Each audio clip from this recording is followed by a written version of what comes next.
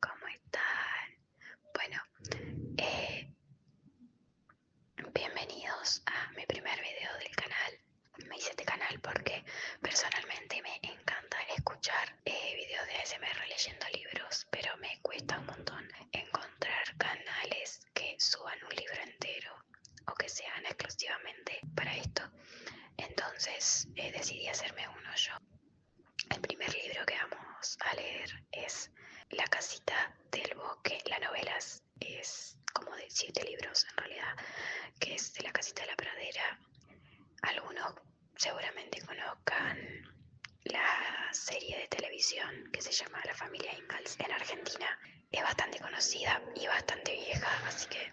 Y tengo entendido que los libros son muy diferentes a la serie, entonces bueno, vamos a ver qué tan diferentes son. Y nada, como paréntesis, primer paréntesis, voy a decir que el audio probablemente sea un poco choto porque no tengo micrófono, estoy grabando con el celu porque no tengo básicamente. Entonces me disculpo de antemano si se escucha algún ruido raro o si se escucha mal. Y nada, eso. Voy a intentar editarlo bien, pero bueno, va a salir lo que salga.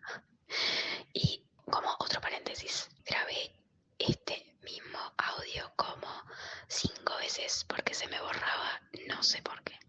Así que nada, vamos a ver, espero que no se me borre otra vez porque me pego un tiro en la con. Y sepan disculpar si leo muy rápido o lo que sea, es que ya leí el mismo capítulo 5 veces, así que nada. Pero bueno, es el primer video, no puedo esperar que salga excelente, así que nada, me disculpo de antemano por todo, así que empecemos. Capítulo 1. La casa del bosque.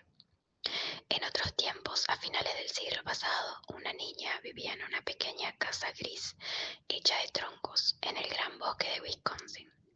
Los grandes y oscuros árboles del gran bosque rodeaban la casita y detrás de estos había más y más árboles.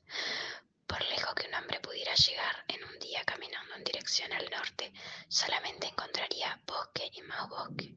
No había casas, no había carreteras, no había gente. Solo árboles y animales salvajes que tenían allí sus madrigueras. En el gran bosque habitaban lobos, osos y grandes gatos monteses. Las ratas almizcleras, los armiños y las nutrias vivían junto a los lagos. Las zorras tenían sus guaridas en las colinas y por todas partes correteaban los ciervos. A este y oeste de la pequeña casa de troncos, los árboles ocupaban millas y millas de terreno. Y tan solo aquí y allá, en los bordes del gran bosque, se encontraban esparcidas algunas casitas de troncos. Hasta donde podía ver la niña, únicamente estaba la casita donde ella vivía con su padre, su madre, su hermana Mary y su hermanita Carrie, un bebé todavía. Delante de la casa había un camino que giraba y giraba hasta perderse de vista en los bosques en donde vivían los animales salvajes. Pero la niña no sabía dónde conducía ese camino, ni dónde podía terminar. La niña se llamaba Laura y llamaba pa a su papá y ma a su mamá. En aquellos días y en aquel lugar los niños no decían padre y madre y tampoco papá y mamá como hacen ahora. De noche, cuando Laura yacía despierta en su cama de ruedas, escuchaba atentamente y oía solamente el susurro de los árboles. Algunas veces, en la lejanía de la noche, un lobo aullaba. Se acercaba después y volvía a aullar. Era un sonido estremecedor. Laura sabía que los lobos se comían a las niñas pequeñas, pero ella se sentía segura entre aquellas paredes de sólidos troncos. El rifle de su padre estaba colgado encima de la puerta, y el bueno de Jack, el perro dogo manchado, montaba la guardia delante de la puerta. Su padre le había dicho: «Duérmete, Laura, Jack no dejará entrar a los lobos». De modo que Laura se acurrucó bajo las coberturas de su cama junto a Mary y se durmió. Una noche su padre la tomó en brazos, la sacó de la cama y la llevó hasta la ventana que pudiera ver a los lobos. Laura vio dos sentados delante de la casa. Parecían perros, con un espeso pelaje. Alzaron sus hocicos puntiagudos hacia la brillante luna y aullaron. Jack iba de un lado a otro, delante de la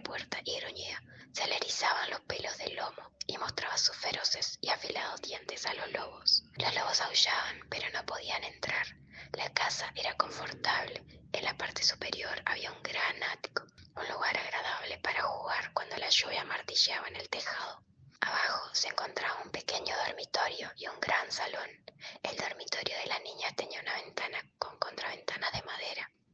El gran salón tenía cristales en las dos ventanas y había también dos puertas, una al frente y otra en la parte de atrás. Alrededor de la casa, un vallado de estacas impedía la entrada a los osos y a los ciervos. En el corral, frente a la casa, se alzaban dos hermosos y grandes robles. Todas las mañanas, en cuanto se despertaba, Laura corría a mirar por la ventana, y en una ocasión vio en cada uno de los grandes árboles un ciervo muerto colgando de una rama. Pa había cazado a los ciervos el día anterior y Laura ya estaba dormida cuando él llegó a casa y colgó a los animales en lo alto de los árboles para que los lobos no pudieran alcanzar la carne. Aquel día, Pa, Ma, Laura y Mary tuvieron venado en la comida. Era tan sabroso que Laura deseó comérselo entero, pero la mayor parte de la carne tenía que salarse y ahumarse y reservarla para el invierno que ya se acercaba. Los días se acortaban y por las noches la escarcha cubría los cristales de la ventana. Pronto llegaría la nieve y entonces la casita de tronco quedaría así, enterrada por los ventisqueros de nieve. Y el lago y los riachuelos se helarían. Durante el tiempo frío, Pa no tenía seguridad de encontrar casa para poder comer. Los osos se ocultaban en sus cuevas en donde dormían profundamente todo el invierno. Las ardillas se acurrucaban en sus nidos dentro de sus huecos de los árboles, abrigándose de los hociquitos envueltos en sus peludas colas. Los ciervos y los conejos eran tímidos y rápidos, y aunque Pa pudiera cazar un ciervo, sería delgado y huesudo, y no gordo y rollizo como lo eran en otoño. Pa podría estar buscando casa todo un día en el gran bosque cubierto de nieve, soportando el frío intenso, y regresar a casa por la noche sin nada de comida para Ma, Mary y Laura, de modo que convenía almacenar en casa todo el alimento posible antes de que llegase el invierno. Pa despellejó cuidadosamente los ciervos y estiró sus pieles, que convertiría en un cuero fino. Después cortó la carne en pedazos y esparció sal por encima de los troncos, mientras iba dejando sobre una tabla. En un extremo del corral había un tronco hueco procedente de un gran árbol. Pa había clavado algunos clavos en su interior tan adentro como pudo alcanzar desde ambos extremos. Levantó entonces el gran tronco hueco, le puso un pequeño tejado en lo alto y cortó una abertura en un costado, cerca de la base. En la pieza cortada del tronco sujetó unos goznes de cuero, ajustó luego la pinza en su lugar y aquí quedó una puertecita conservando todavía la corteza. Unos cuantos días después de haber salado la carne de ciervo, Pa hizo un agujero cerca de cada extremo del tronco y pasó un bramante por el agujero. Laura estuvo contemplándole mientras lo hacía y después observó cómo su padre colgaba la carne en los clavos en la cavidad del tronco hacia arriba. Primero metió la mano por la puertecita hasta donde pudo alcanzar para colgar la carne. Después apoyó una escalera contra el tronco, se encaramó a lo alto, apartó el tejado a un lado e introdujo carne hacia abajo, que colgó de los clavos en el interior. Colocó nuevamente el tejado, bajó la escalera y dijo a Laura: «Ve corriendo a la tajadera y tráeme algunas de las astillas de jícori verde, nuevas, limpias y blancas». De modo que Laura corrió hacia el bloque donde Pa cortaba leña y se llenó el delantal de astillas frescas de dulce olor.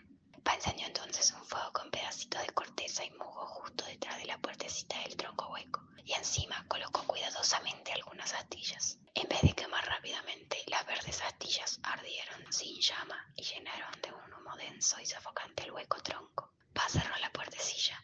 Por la grita de la abertura se filtró humo y por la parte superior del tejado también, pero la mayor parte quedó dentro, ahumando la carne. «No hay nada mejor que el humo de jícori», exclamó Pa.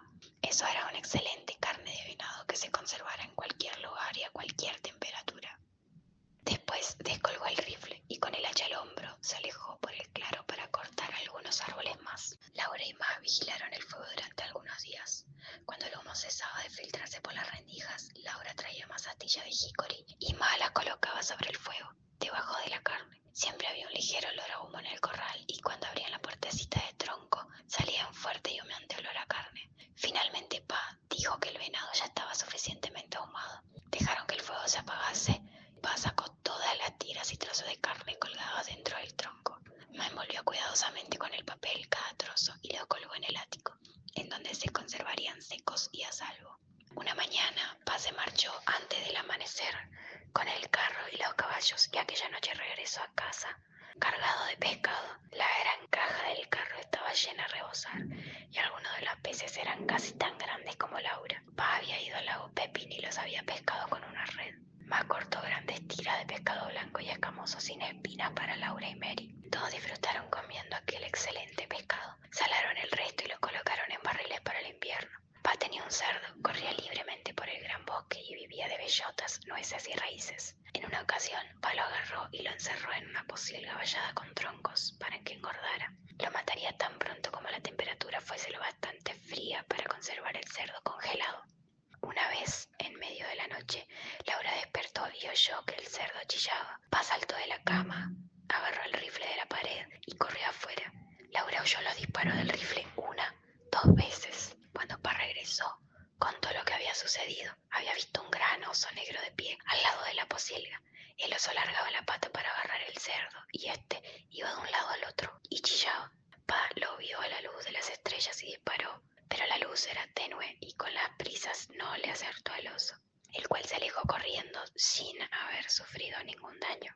Laura lamentó que su papá no hubiera dado al oso. A ella le gustaba mucho la carne de oso. Pa también lo lamentó, pero dijo, de todos modos, salvé al cerdo. El huerto detrás de la casa había estado creciendo durante todo el verano. Estaba tan cerca de la casa que los ciervos no se atrevían a saltar la valla para comerse las hortalizas y durante la noche Jack los mantenía alejados. Algunas veces por la mañana se veían pequeñas huellas de pezuñas entre las zanahorias y las coles, pero las huellas de Jack también estaban ahí y los ciervos habían oído saltando nuevamente la valla. Recogieron entonces las zanahorias, las remolachas, los nabos y las coles y lo almacenaron en la bodega, ya que habían llegado las noches heladas. Hicieron largas ristras con las cebollas que trenzaron por los tallos para colgarlas en el ático, junto a la corona de pimientos rojos ensartados en hilos. Las calabazas y los frutos jugosos se amontonaban en los rincones del ático formando pilas naranjas, rojas y verdes. Los barriles de pescado salado estaban en la despensa y los amarillentos quesos se guardaban en los estantes también dentro de la despensa. Cierto día llegó el tío Henry montando en su caballo.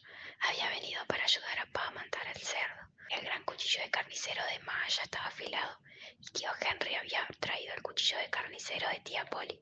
Pa y tío Henry encendieron una gran fogata cerca de la pocilga y calentaron encima una enorme olla de agua. Cuando el agua hirvió, se dispusieron a matar al cerdo. Laura corría a esconder la cabeza en la cama y a taparse las orejas con los dedos para no oír los chillidos del animal. No le duele, Laura, dijo Pa. Lo hacemos rápido. Pero Laura no quería oír chillar al cerdo. Al cabo de un minuto, se separó cautelosamente un dedo de la oreja y escuchó. El cerdo ya no chillaba. Después de ese momento, la matanza era muy divertida. Era un día muy atareado con tantas cosas por ver y hacer. Tío Henry y Pa estaban contentos. En el almuerzo habría costilla de cerdo y Pa les había prometido a Laura y Mary la vejiga y la cola. Tan pronto como el cerdo murió, Pa y tío Henry lo metieron dentro del agua hirviendo hasta escardarlo perfectamente.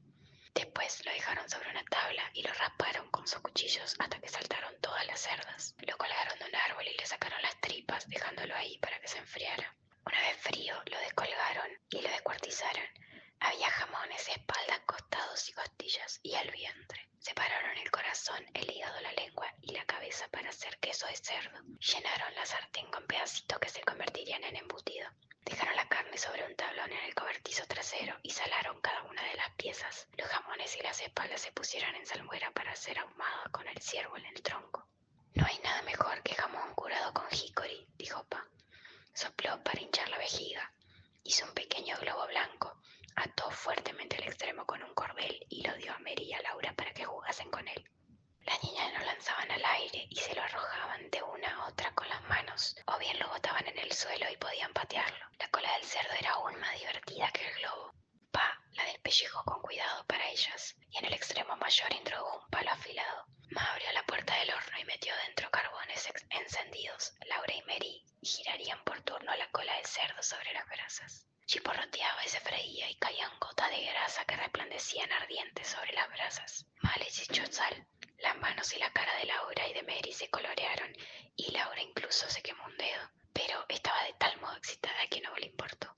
Asar la cola del cerdo era tan divertido que le resultaba difícil no hacer trampa y respetar el turno. Finalmente estuvo hecha. Tenía un bonito color rosado en toda su extensión y lo bien que olía.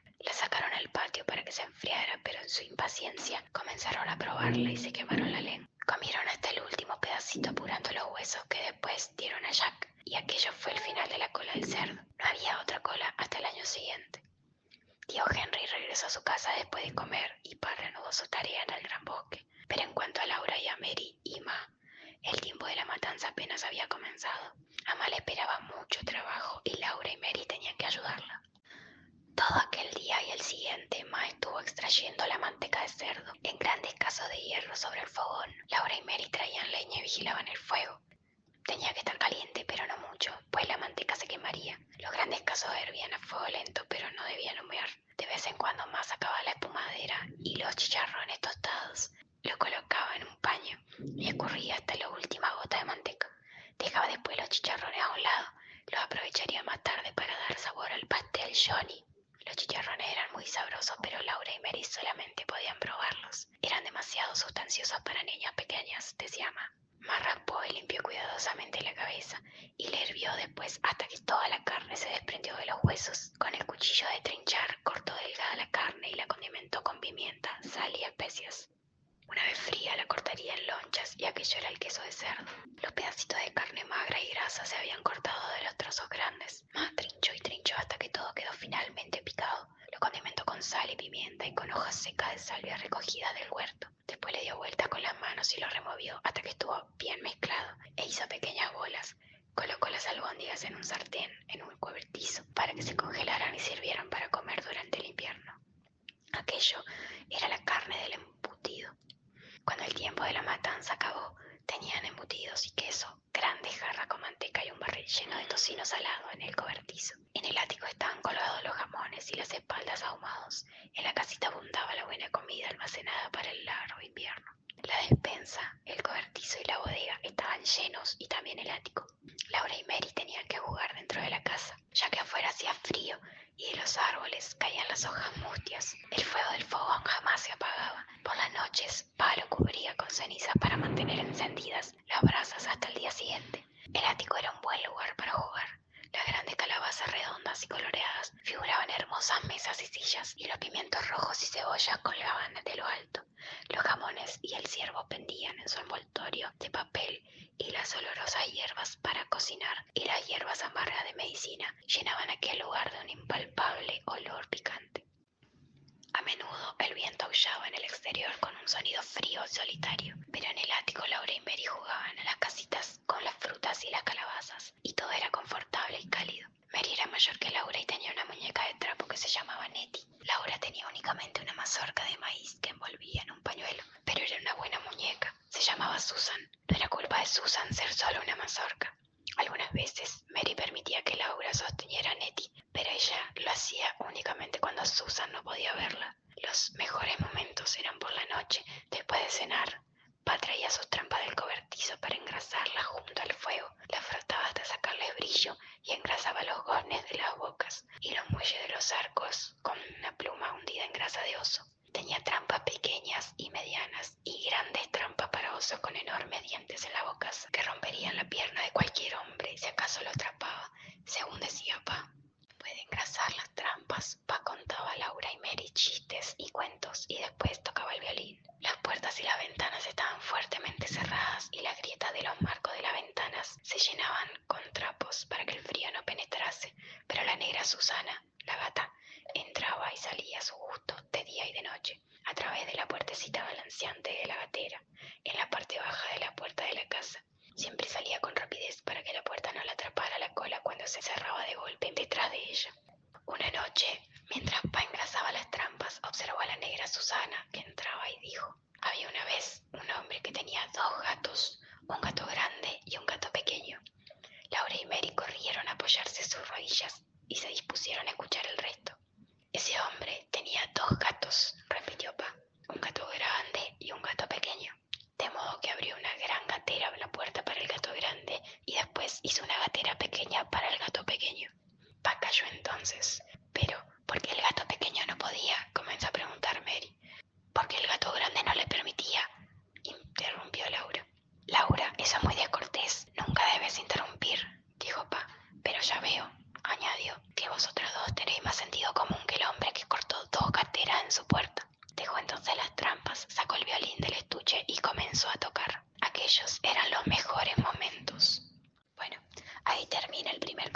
capítulo. Espero que les guste y bueno, después de tanto inconveniente, espero que haya quedado bien dentro de todo por ser el primer video. No voy a exigirme tanto, pero 5 veces tuve que leer lo mismo.